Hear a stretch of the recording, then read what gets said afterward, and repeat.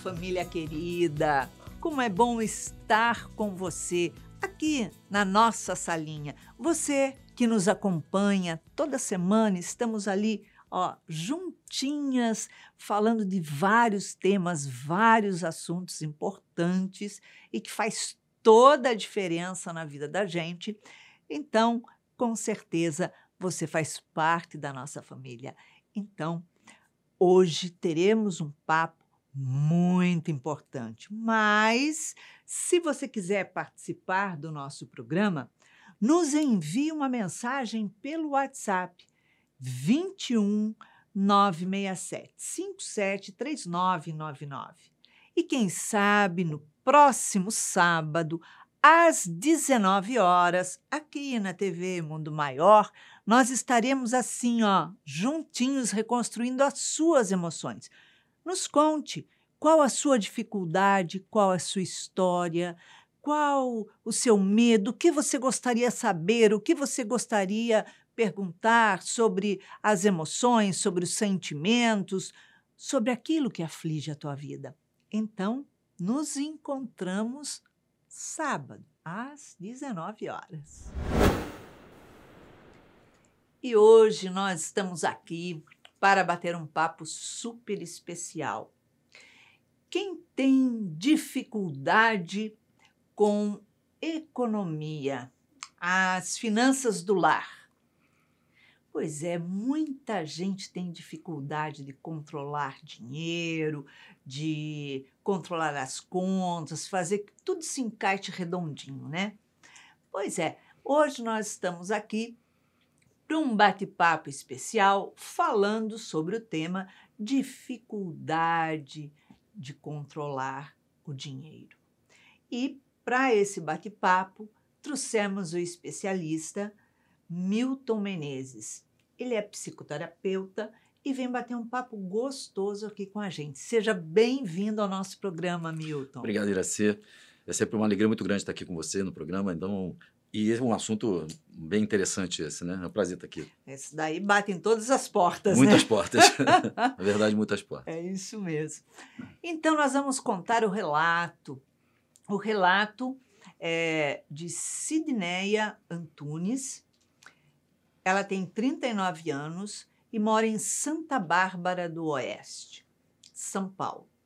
E ela diz assim, que ela tem uma dificuldade muito grande em lidar com dinheiro. Que a vida dela, com o marido e com os 2 filhos, era uma vida normal. Só que ela começou a perceber que toda vez que ela saía de casa para fazer qualquer coisa, ela sentia a necessidade de comprar alguma coisinha para trazer para casa. E assim ela foi fazendo, porque ela chegava em casa e se sentia satisfeita e alegre.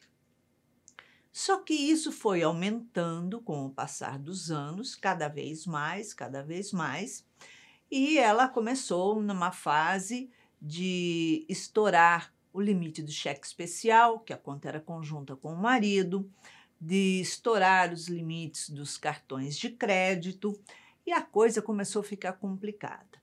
E o marido começou a discutir, a brigar com ela, porque quando o salário dele batia na conta, já perdia uma grande parte cobrindo a reserva, né, o cheque especial que estava no negativo. E aí, para se virar, para pagar os cartões e pagar as despesas da casa, a coisa complicava. E foi se complicando tanto que chegou um ponto que ela sentia a necessidade de sair para comprar as coisas, simplesmente, independente se ela precisasse sair ou não. E ela diz que foram brigas homéricas com o marido. E todo mês era aquela briga, tiveram que cortar despesas porque fizeram dívidas, então cortar a escola de inglês dos filhos, parar de jantar fora, enfim, tirar tudo que era considerado por eles supérfluo. E ele chegou a um ponto que ele saiu de casa e foi morar na casa da mãe dele. Se separou dela. Passado ali 1 mês, 2 meses, Com a ajuda da sogra, ela auxiliou ele a retornar para casa. Só que ele tirou cartões de crédito, talão de cheque, tirou tudo, não deixa dinheiro nenhum com ela. E ela diz que está há 2 meses sem sair de casa. Ela não sai de casa para nada porque ela morre de medo de gastar, que ela não pode comprar um palito. Só que o marido também não deixa ela com um único centavo. Então ela diz: será que o casamento acabou? Será que o problema é o casamento?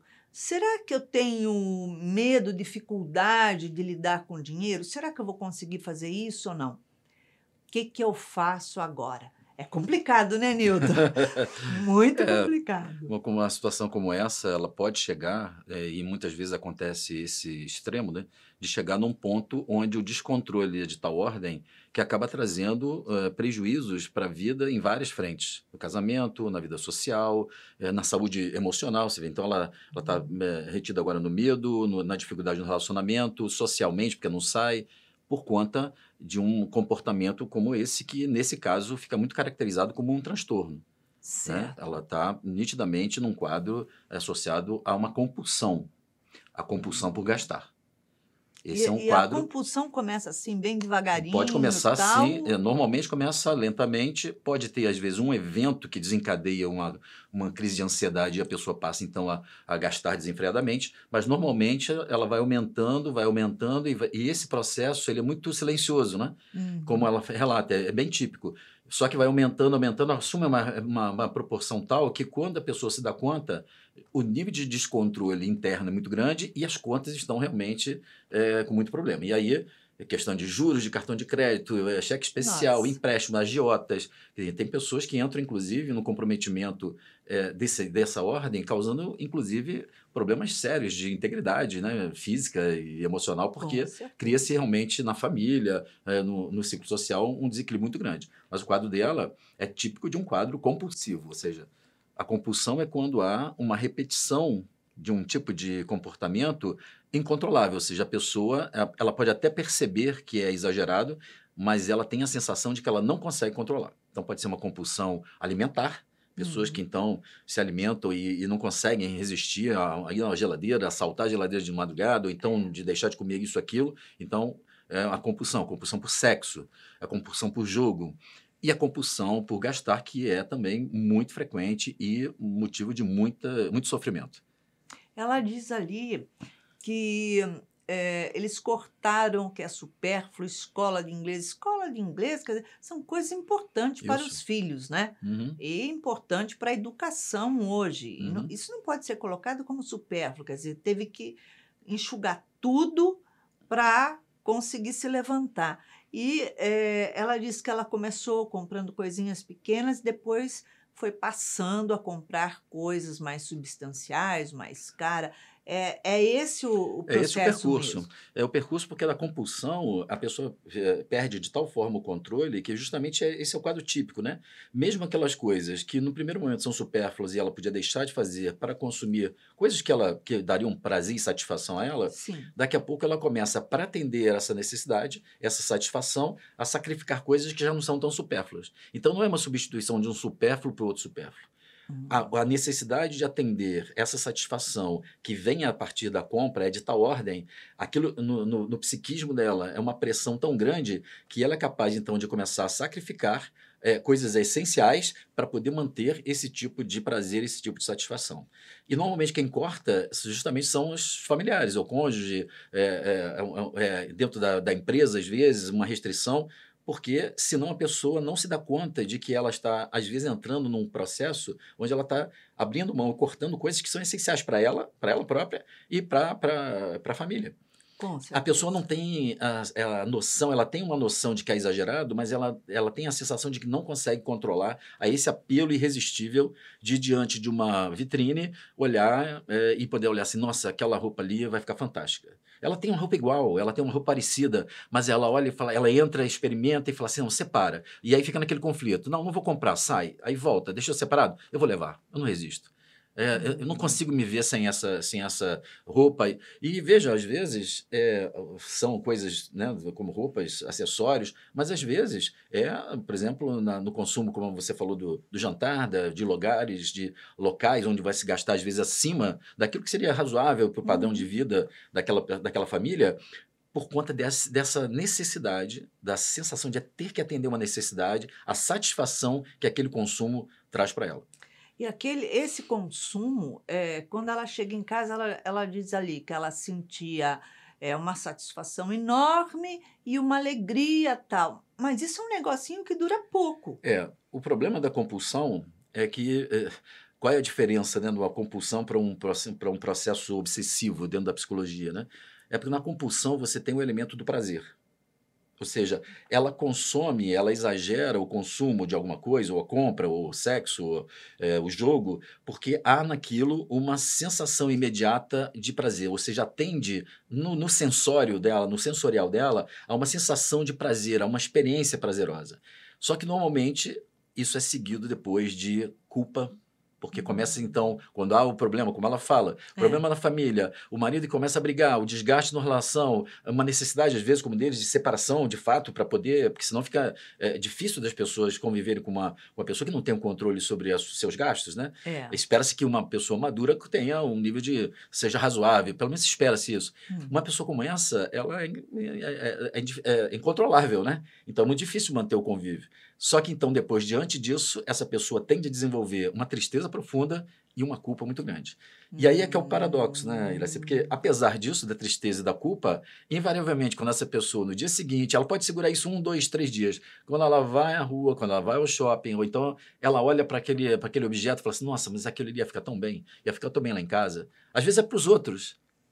Mas ela não consegue deixar de ter esse impulso de adquirir alguma coisa que ela acha que vai trazer aquela satisfação. E o ciclo se repete. Ela tem a satisfação imediata, daqui a pouco ela vê, percebe, tem a pressão, ela sofre da tristeza e da culpa. Agora, ela diz ali que ela comprava coisas para casa, coisas para os filhos, coisas para ela, só não comprava para o marido, que era para o marido não perceber que estava comprando coisas, né? Então, há ali uma manipulação, uma situação de esconder, né? Mas sabendo que tudo vai explodir, né? Isso. Essa manipulação, ela costuma ser um dos aspectos que são a causa dessa compulsão. Não a manipulação em si, mas, veja, se ela já tem uma noção que precisa manipular de forma a que o marido não tome consciência, ou pelo menos adie a consciência dele, porque na hora vai bater o cartão, ele vai ver. Ela vai adiando para deixar só naquele momento, senão ela sabe que o desgaste vai ser permanente. E outra, se ela dá vistas antes de vir a fatura, ela corre o risco dele fazer uma interferência, uma intervenção e ela não adquirir. Então ela cria uma situação de subterfúgio, de poder fazer isso escondida para garantir a compra e garantir o comportamento. Veja, ela já sabe que aquilo ali tem um exagero. Já sabe que aquilo ali tem uma distorção, porque é na manipulação. Manipulação é um instrumento de poder. Sim. Então, eu utilizo a manipulação para fazer o que eu quero, né? E o outro não percebeu. Então, levar o outro a fazer o que eu quero sem que ele saiba que é o que eu quero. Isso é manipulação, é um instrumento de poder. Então, ela faz isso para garantir o poder dela de não ser tolhida, não ser restrita no impulso dela, do atendimento dela, da necessidade de comprar. Então, ela manipula isso e tal para atender essa necessidade de compra. Normalmente, esse tipo de questão do poder é um dos motivos que está por trás desse tipo de compulsão. Olha só que interessante. Por quê? O que acontece em alguns casos? São 2 tipos de causas normalmente nesses problemas. Um deles é exatamente isso. É uma alma, né? Quando a gente está falando aqui, a gente está falando de uma visão de ser humano que considera, então, a dimensão espiritual. Sim. Então, você imagina uma alma que vem com uma característica de experiências anteriores, onde tem uma dificuldade de ser contrariada no seu desejo, naquilo que gostaria de fazer, de ser atendida. Muitas vezes, essa pessoa, trazendo essa característica, quando ela começa a lidar com as limitações naturais da vida que qualquer um de nós tem, ela reage de uma forma contrariada, porque ela, no fundo, ela não queria ter limite. Você percebe que isso estabelece A questão do dinheiro estabelece para nós o limite do que é possível. Exatamente. Para a gente ter uma vida razoável, então eu tenho um padrão de vida, para gastar, tenho que respeitar esse padrão, porque senão eu desorganizo a minha vida até diante da sociedade. Eu tenho sempre que gastar menos do que eu ganho, que é para poder ter Minimamente. um laço. Exatamente. De Eu quero uma aumentar referência. meu padrão de consumo, eu preciso então gerar renda, eu preciso gerar um trabalho, uma oportunidade, desenvolver um negócio para poder, aumentando a minha renda, me permitir a consumir algumas coisas que são compatíveis com esse padrão de vida. Só que muitas vezes essa alma, inconformada com as limitações que aquela existência está trazendo, ela começa então a ter uma dificuldade de lidar com esse limite. Então o que ela faz? Ela vai lá e fala assim, não, mas isso é só uma blusa.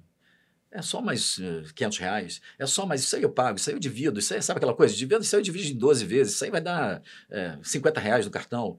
Só que são 50, viram 500, viram 5 mil, e na verdade a pessoa começa a se embolar nisso, porque no fundo ela tem uma dificuldade de lidar com a limitação. Ela tem uma dificuldade de aceitar aquela limitação que a vida impõe. É como se fosse uma queda de braço daquela alma com a vida, dizendo assim, mas eu quero comprar o que eu quiser, eu quero ter esse prazer, eu não quero ter a minha limitação, não quero ouvir um não.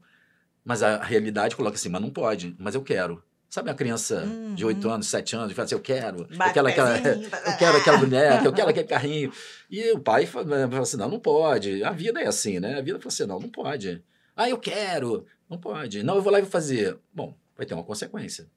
Então, esse é um dos aspectos que muitas vezes está por trás desse tipo de compulsão.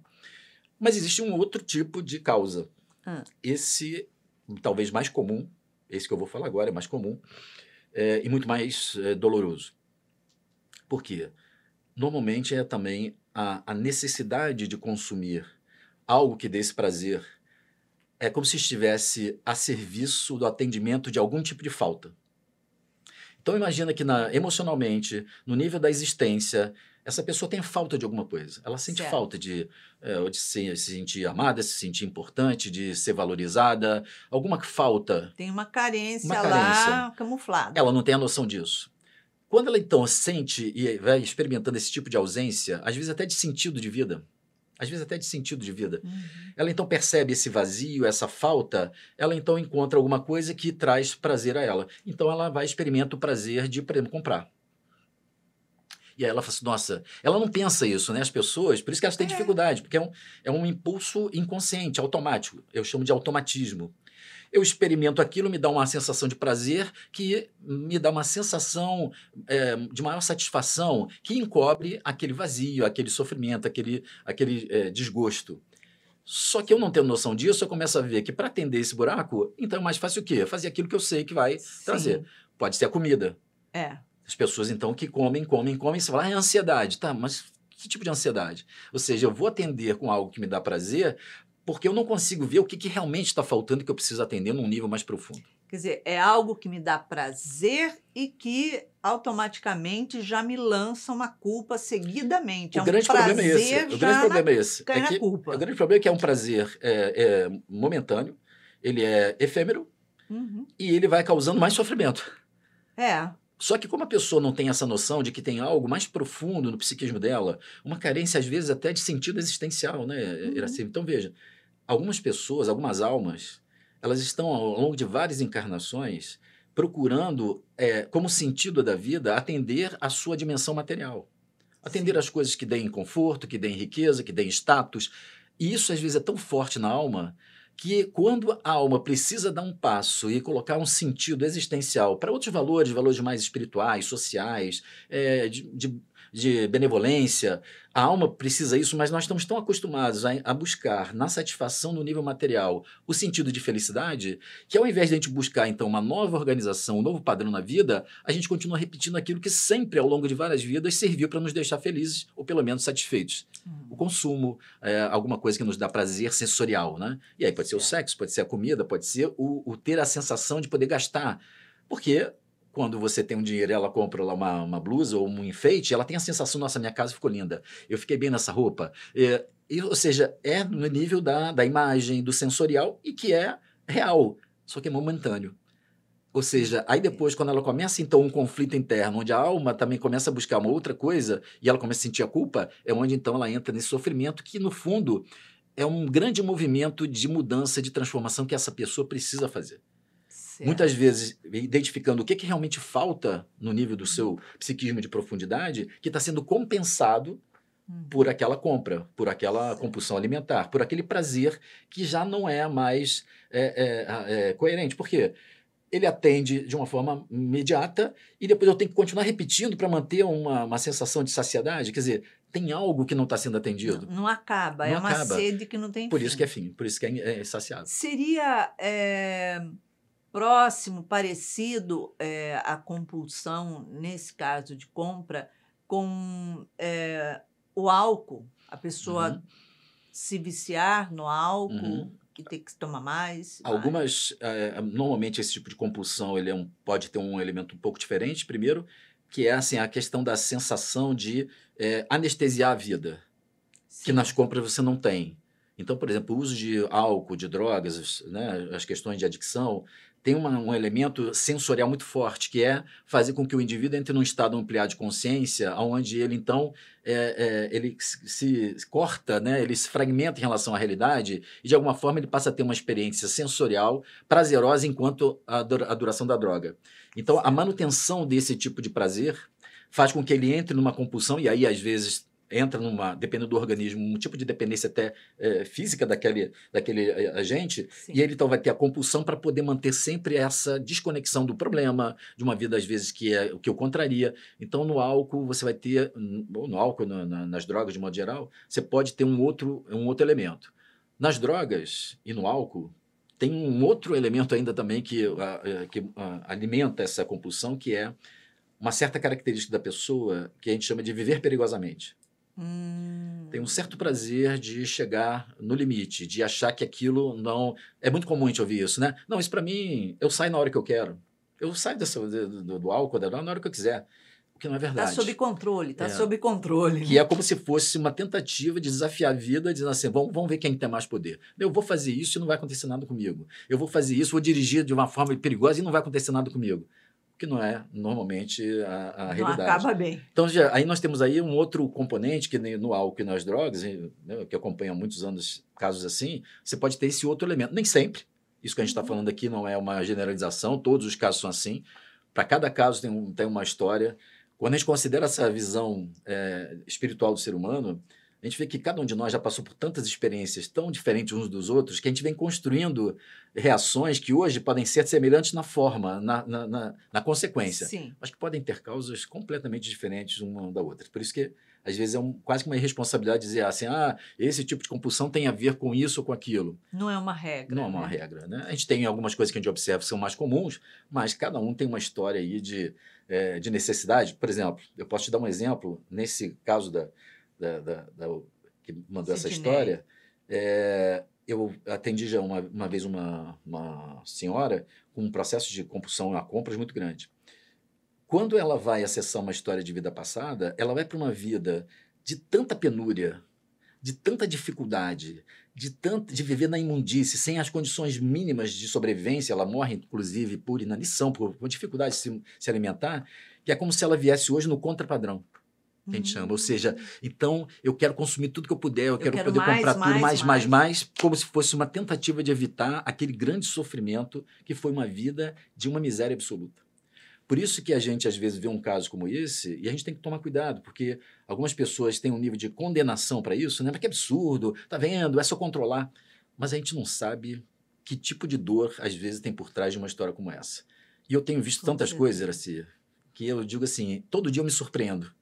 A gente acha porque eu acho um monte de coisa. Nada surpreende. Não, isso deve ter a ver com aquilo. Quando a gente vê, cada um tem uma história, com uma dor, com uma forma de construção de um sintoma como esse, de um problema como esse, e que tem uma ferida, que tem uma história que vem dar uma coerência para aquela resposta hoje, mesmo que ela não seja adequada. Mas veja, é a beleza da vida, né? Ela, então, hoje, trazendo na dificuldade e entrando em contato com o extremo dessa dificuldade, da consequência, ela ser capaz, então, de refazer aquilo que realmente levou a essa consequência, o processo de transformação. Então, a dor, ela é pedagógica. Com certeza. Então, essa pedagogia do sofrimento talvez seja o aspecto mais interessante quando a gente pensa numa visão espiritual do ser humano, na lógica da reencarnação, porque é a oportunidade que a gente está tendo de reformar os nossos valores, tudo aquilo que a gente vem fazendo na vida, naquele momento em que a dor aparece como uma necessidade de transformar alguma coisa que não vem dando mais certo, mas que funcionou em algum momento. Sim. Né? Era a nossa visão naquele momento, né? Para a gente poder olhar com um pouco mais de compreensão, né? Pessoas que às vezes passam por problemas como esse, né?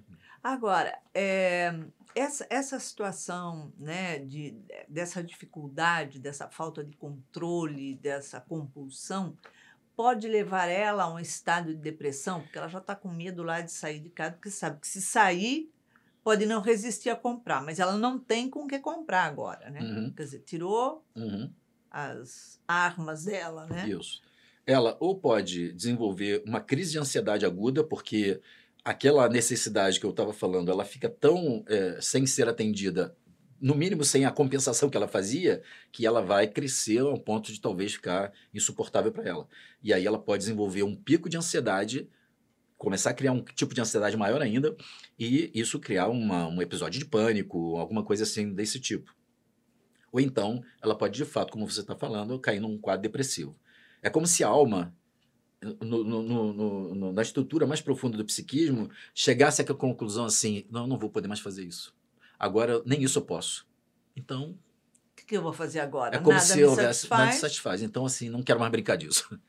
Não quero mais brincar dessa vida, não. Ou seja, Bola é minha daqui, não daqui sabe não, jogar, não vai não jogar vai comigo. jogar, e assim, então, já que é assim, então, não. A pessoa, veja bem, isso é importante, né? A pessoa não faz isso conscientemente. Certo. Não é uma decisão dela, falar assim, não, agora então, já que eu não posso ter o cartão, porque tem uma parte dela que sabe que aquilo ali é exagerado. Mas é uma parte que está tão necessitada daquilo que quando vê que não vai ser atendida, ela deixa de ter energia de vontade, energia de realização na vida, energia de viver. Perdendo, porque o sentido da vida está colocado ali. Na hora que então aquilo não tem, a vida perde sentido. Então essas pessoas podem desenvolver, não necessariamente, mas podem desenvolver um quadro depressivo a partir dessa constatação da necessidade de uma mudança estrutural. Não adianta tirar só o cartão de crédito dessa mulher. Porque ele tirou cartão de crédito, Isso. tirou dinheiro, tirou talão de cheque, mas pelo relato dela, ela vem há alguns anos Isso. fazendo isso, porque ela fala, isso começou assim, foi, depois foi crescendo, até comprar coisas muito mais caras. Isso. Então, veja, assim, é claro que tem uma medida pragmática, objetiva, que é evitar que essa pessoa continue produzindo um comportamento de gastar fora do orçamento. Enfim. Fazer dívidas, Isso não, né? Mas isso sem um acompanhamento profissional para realmente poder ver o que realmente está sendo compensado com a compra, vai deixá-la sempre nesse quadro de ansiedade que a gente está falando. Então, essa restrição objetiva de consumo, ela é necessária. Mas Claro. se ela não for acompanhada de uma ajuda para que essa mulher possa ver o que realmente está... Fazer uma terapia. Exatamente, para ela ver por que ela está buscando ser saciada em alguma coisa que está levando essa pessoa a um quadro de muita desorganização, ao ponto até, e ela pergunta isso, talvez até que o casamento esteja acabando. Por quê? É preciso que tenha, nas dimensões do amor, do relacionamento, né, tem algumas coisas que são fundamentais. E, principalmente, eu costumo dizer que o que mantém os relacionamentos não são as afinidades, são como você lida com as não afinidades. Porque as afinidades é mole, né? Então, a gente torce para o mesmo time, beleza. Agora, e quando torce para um outro time? E quando um é espírita e o outro é de uma outra religião? Aí é que nós somos experimentados a realmente qual é o sentimento, o nível de tolerância que a gente consegue manter naquela relação. E aí, por isso que a questão em relação a esse comportamento que compromete o orçamento, o equilíbrio financeiro, ele acaba sendo decisivo, a forma como a gente lida no casal com o dinheiro. Então, com certeza. Então, é possível que o casamento tenha terminado, vai ser posto à prova agora. Porque a capacidade de um e de outro, ela de fazer um esforço, e aí isso é muito difícil fazer sozinho. Por isso que eu estou falando aqui da importância de um acompanhamento profissional, que essa pessoa ela tem noção de que é exagerado, mas ela não consegue controlar. Não é uma falta de disciplina, não é porque ela... Não é isso. É um impulso quase que irresistível mesmo. O marido diz assim, né, que, olha, se ela continuar desse jeito, ele prefere separar dela, ele ama ela, mas prefere separar dela do que gastar, comprometer aquilo que eles não têm. Porque, realmente, como é que ele vai manter a família? Isso. Então, você percebe os níveis de amor eles não há um amor que possa, por exemplo, para muitos de nós, né? Pode ser que para alguns seja possível ser capaz de tolerar e olhar para isso como uma doença, ser capaz de tolerar e conseguir manter o relacionamento. Para outros, o convívio com uma pessoa que na parceria não consegue equilibrar-se é quase que impossível. Por isso que eu estou dizendo que é colocado à prova, porque se ela, nesse caso, ela pode contar com uma ajuda e ele então dá esse voto de confiança, aí nós vamos ver se realmente o sentimento entre eles é capaz de tomar isso não como algo que possa os separar, mas aumentar, inclusive, a base para um processo de parceria muito mais sólido, na medida que ele também compreende que isso é algo que é uma doença, um transtorno que precisa do apoio dele para que ela possa também superar. Agora, é muito difícil realmente para um parceiro, né, conviver com alguém que você está trabalhando para poder manter um equilíbrio e o outro está drenando esse recurso. Todo. Então, ele é o provedor da casa, e elas gastam. Então, assim, esse tipo de mudança de comportamento dos dois, de refazer o combinado entre eles, é que vai garantir se eles realmente têm uma chance de colocar ele num outro casamento ou então esse outro casamento. Eu posso dizer, de uma certa forma, assim, esse casamento, ele já acabou. Certo. Eles precisam construir um novo casamento. E pode ser com as mesmas pessoas. Mas tem que ser um novo casamento. Ou seja, alguma coisa nesse combinado, o reconhecimento de algumas das dificuldades lado a lado, podem inclusive fazer com que eles estejam continuando juntos, numa outro tipo de relação. Porque da forma como está desgastada e pelo tipo de distanciamento, ela precisa ser revista num outro patamar. Então vai ser um outro casamento de qualquer maneira. Eles já desgastaram mesmo sendo as mesmas pessoas. Né? Já desgastaram muito e vão ficar patinando em cima daquela, você comprou, não mágoa, podia, né? Foi sem querer. Às vezes a mágoa, né? A mágoa, nossa, tá vendo? Então a gente tá assim agora porque você...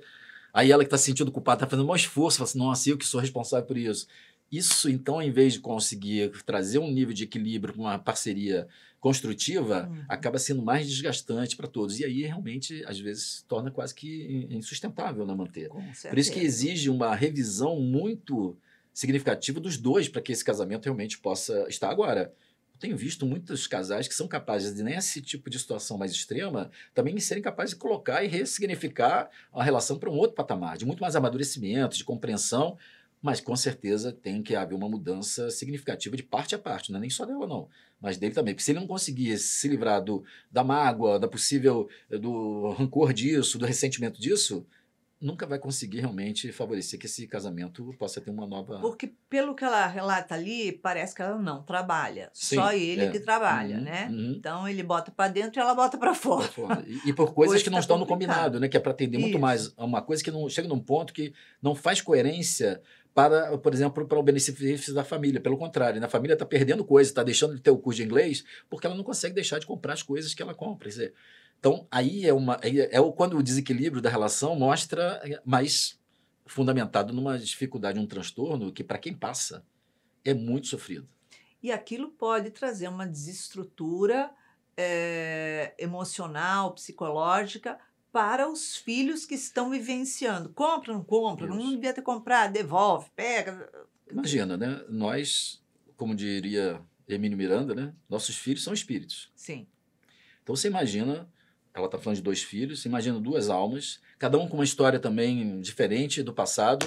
E aí, de repente, você imagina um desses filhos olhando aquela restrição e a possibilidade, por exemplo, de uma restrição financeira remeter por exemplo, a um corte do essencial. Imagina se é como essa cliente que eu dei o exemplo, e que tem no passado uma situação de penúria total. Esse tipo de situação pode desencadear nessa alma um trauma de reviver uma situação onde ela teme passar novamente por necessidade. Pode então crescer um indivíduo adulto inseguro, muito restrito, com medo em relação à possibilidade de ficar pobre. Então, vejam, um ambiente como esse, como é sistêmico, ele tende a desencadear também nesses filhos gatilhos daquilo que cada um traz. Agora, a gente sabe também que ninguém nasce por engano nas famílias, né? Não nasceu na porta errada, então, né? Também tem uma necessidade para esses filhos de estarem convivendo nesse ambiente, porque há um desafio de aprendizado para todos que estão envolvidos ali. Não tenho dúvida. O sofrimento ali é geral na família. Exatamente. O núcleo familiar está adoecido. Exatamente. Por conta do desequilíbrio dela, mas o núcleo familiar está adoecido, porque imagina a quantidade de brigas e desentendimentos que rolam ali e como manter a paz dentro de um lar e como manter uma educação saudável, psicoemocional para os filhos, né? Exatamente. E aí, daí a importância de quando a gente considera, não só de fora, mas dentro do nosso próprio lar, a Sim. gente identifica alguma situação que leva a esse tipo de desequilíbrio, considerando realmente uma perspectiva espiritual da vida, a necessidade da gente, mais cuidado ainda, com mais responsabilidade, buscarmos a ajuda necessária, entender essa dinâmica para poder produzir um ambiente que seja o mais saudável possível. Porque senão a gente fica preso a esses comportamentos, a esses sintomas, a essas doenças, e a gente acaba não percebendo o quanto que aquilo ali está levando a todos daquele grupo familiar a uma verdadeira transformação. E seria necessidade, num caso assim, ou ajudaria num caso assim, medicamento, ela tomar algum medicamento para controlar? Existe esse controle? No caso da compulsão dela, se é irresistível ao ponto dela não conseguir, mesmo sem o cartão, ela dá um jeito de ir lá, ela precisa tomar uma medicação que ajuda a diminuir o impulso. E existem algumas medicações que diminuem esse impulso. E isso é muitas vezes necessário. Agora, veja, numa visão espiritual do ser humano, a medicação tem um papel fundamental, mas ela atua naquele desequilíbrio que está estabelecido no funcionamento do corpo dos neurotransmissores, no impulso neuronal, mas não resolve a causa. Então, a medicação, ela muitas vezes na medicina tradicional, ela vai atuar na causa, que é o problema de neurotransmissão, o problema do impulso e tal. Só que a medicação não atua na causa, ela atua numa consequência de uma causa anterior, que é justamente esse padrão mental que essa alma impõe e ela tenta viver, estabelecer na vida a partir desse padrão mental. Então, enquanto esse padrão mental ele não é modificado, o corpo continua sendo bombardeado e vai apresentar o desequilíbrio. E daí a importância da medicação para ajudar que esse sintoma físico ele seja diminuído. Mas enquanto ela não acessar realmente a modificação desse padrão mental, ela vai estar sujeita a tomar a medicação pelo resto da vida, por exemplo. Porque ela vai tomar medicação que é um apoio, exatamente, um suporte ali. Mas ela tem que fazer uma terapia urgente para ver o que está pegando, o que está... Porque essa que é a questão da medicação e a necessidade da combinação, né? Muitas vezes, num quadro como esse, a necessidade da medicação, porque ela ajuda a melhorar a qualidade de vida, porque o nível de sofrimento físico é muito grande, mas tem que estar combinado com algum tipo de tratamento, não só psicológico, mas espiritual. Porque é uma alma que vem adoecida. Sim. Então, é uma alma que precisa, não é por conta só de influências externas, não, mas é uma alma que traz um tipo de núcleo, às vezes de repetição, de muita dor, que precisa ser atendido também num outro nível, no nível mais energético, vamos dizer assim, né? A partir do momento que, qualquer que seja a possibilidade de atendimento, de tratamento espiritual, mas é fundamental essa combinação. Uma abordagem espiritual, psicológica e medicamentosa, para que realmente um quadro como esse possa ter um bom resultado. Tá certo. Milton, dá uma palavra, uma orientação para ela nesse momento que ela está fechada dentro de casa, com medo, não sabe se sai, se fica, se entra, se volta. Sidneia, né? É isso? Sidneia. Eu diria para você, Sidneia, que o grande motivo está dentro de você e provavelmente é a falta de um sentido maior que você ainda não encontrou na sua vida. E aí, na hora que você perceber que não é esse movimento, esse comportamento que vai atender essa sensação de existir, o sentido da sua vida, você vai começar a olhar para outras coisas que podem realmente trazer para você uma realização, uma plenitude muito maior. A questão é buscar isso com todas as suas forças, porque é possível superar isso. Então, em uma palavra, uma emoção para a Sidneia reconstruir na vida dela. Eu acho que é esperança. Esperança. Esperança. Ela precisa de dar esse up, né? Porque a vida vai fazer isso de qualquer maneira. Assim. A vida vai fazer isso de qualquer maneira. Porque o objetivo e a nossa destinação é ser feliz. Com certeza. Né? E ela pode estar se sentindo sem chão, sem tapete para pisar agora, mas para que ela faça um movimento de transformação. Tá certo. Milton, obrigada pela sua presença, pela sua primeira vez aqui no nosso programa. É uma alegria e com certeza vamos te convidar para a nossa salinha outras vezes. Vai ser um prazer. Obrigada, Obrigado muita você. Paz. Sidneia, após o bate-papo gostoso que nós tivemos aqui, buscando as portas de apoio para auxiliar você nessa sua dificuldade, né? Nesse seu grande desafio aí pela frente, vamos ver o que a doutora Nise da Silveira tem a dizer a você hoje. Ela diz assim: para todo e qualquer distúrbio orgânico, psicológico ou mental, é indispensável o tratamento com um profissional especializado.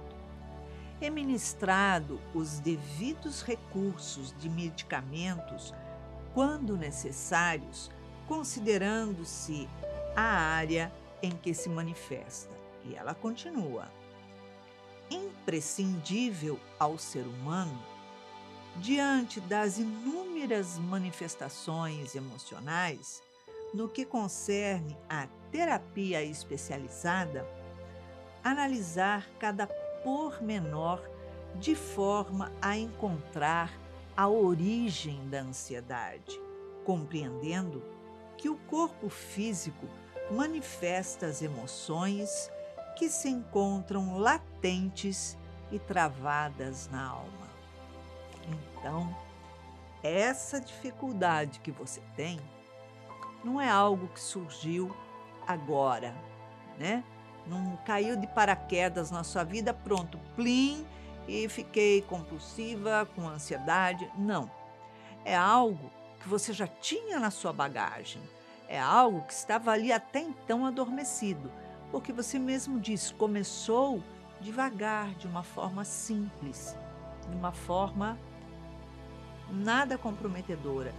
E aquilo foi tomando um volume tão grande e que agora você está presa ao medo e à ansiedade, porque você vai precisar, né, fazer um tratamento psiquiátrico, porque ele vai realmente te dar a medicação certa, conforme a doutora Nise da Silveira diz aqui no livro dela, e vai também te dar o apoio que você precisa para que, junto com uma psicoterapia, você possa fazer esse autoconhecimento, é fazer um mergulho interior e ver dentro dos seus nichozinhos o que é que está em desequilíbrio, qual é a sua dificuldade, o que está em dor, o que até então estava sendo camuflado, estava ali adormecido, o que essa ansiedade está escondendo, o que essa compulsão está querendo dizer para você.